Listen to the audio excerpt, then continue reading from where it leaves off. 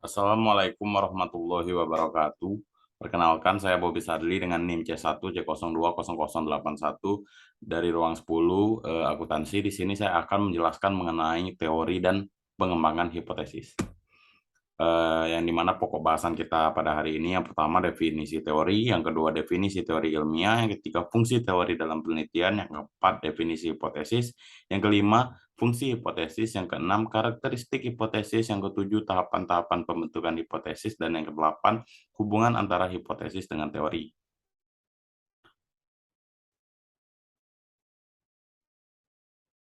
Yang pertama, definisi teori. Secara umum, teori adalah sebuah sistem konsep yang abstrak yang mengindikasikan adanya hubungan di antara konsep tersebut yang membantu kita memahami sebuah fenomena.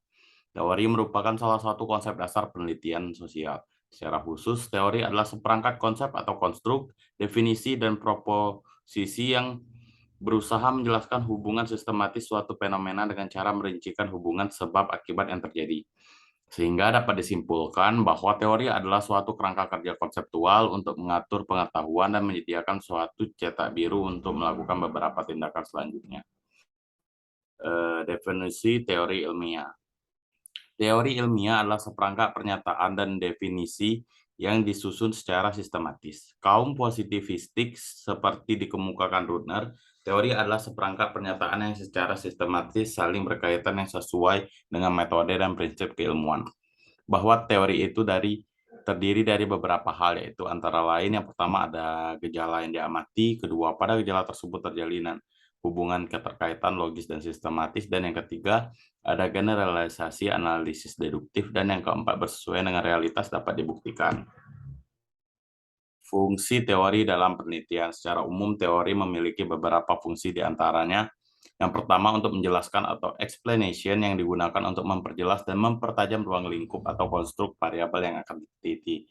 Yang kedua, untuk meramalkan atau prediction yang digunakan untuk memprediksi, memandu, serta menemukan fakta untuk merumuskan hipotesis dan menyusun instrumen penelitian. Karena pada dasarnya hipotesis itu merupakan pernyataan yang bersifat prediktif. Yang ketiga, untuk pengendalian atau kontrol yang digunakan membahas hasil penelitian sehingga selanjutnya dapat memberikan saran dalam pemecahan masalah.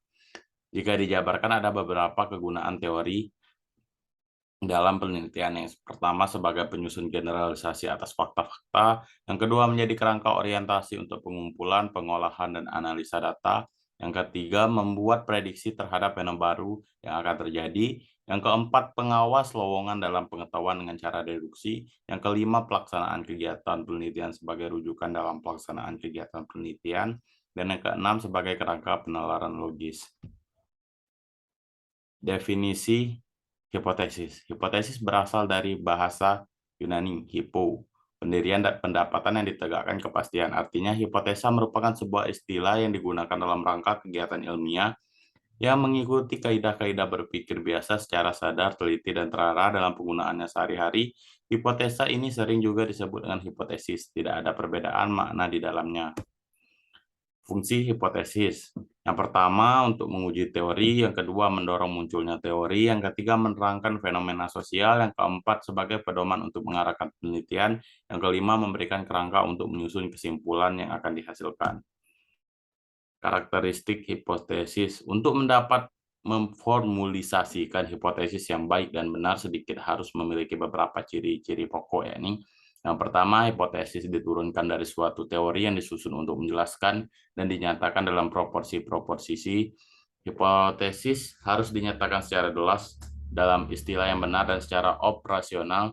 Yang ketiga, hipotesis menyatakan variasi nilai sehingga dapat diukur secara empiris dan memberikan gambaran mengenai fenomena yang diteliti. Yang keempat, hipotesis harus bebas nilai. Artinya nilai-nilai yang dimiliki peneliti dan preferensi subjektivitas tidak memiliki tempat di dalam pendekatan ilmiah seperti halnya dalam hipotesis. Yang kelima, harus dapat diuji. Untuk itu, instrumen harus ada atau dapat dikembangkan yang akan menggambarkan ukuran yang valid dari variabel yang diliputi. Yang keenam, hipotesis harus spesifik. Dan yang terakhir atau yang ketujuh, hipotesis harus menyatakan perbedaan atau hubungan antar variabel. Tahapan-tahapan pembentukan hipotesis. Yang pertama ialah penentuan masalah, yang kedua hipotesis pendahuluan atau hipotesis preliminer atau preliminary hypothesis. Yang ketiga, pengumpulan fakta. Yang keempat, formulasi hipotesa. Yang kelima, pengujian hipotesa. Dan yang keenam, aplikasi atau penerapan. Hubungan antara hipotesis dengan teori. Karena teori berhubungan dengan hipotesis, merumuskan hipotesis akan sangat sulit jika tidak memiliki kerangka teori yang menjelaskan fenomena yang diteliti, tidak mengembangkan proporsi yang tegas tentang masalah penelitian, atau tidak memiliki kemampuan untuk menggunakan teori yang ada. Kemudian, karena dasar penyusunan hipotesis yang reliable dan dapat diuji adalah teori, tingkat ketepatan hipotesis dalam menduga, menjelaskan, memprediksi suatu fenomena atau peristiwa atau hubungan antara fenomena yang ditentukan oleh tingkat ketepatan atau kebenaran teori yang digunakan yang disusun dalam kerangka teoritis. Jadi, sumber hipotesis adalah teori sebagaimana disusun dalam kerangka teoritis.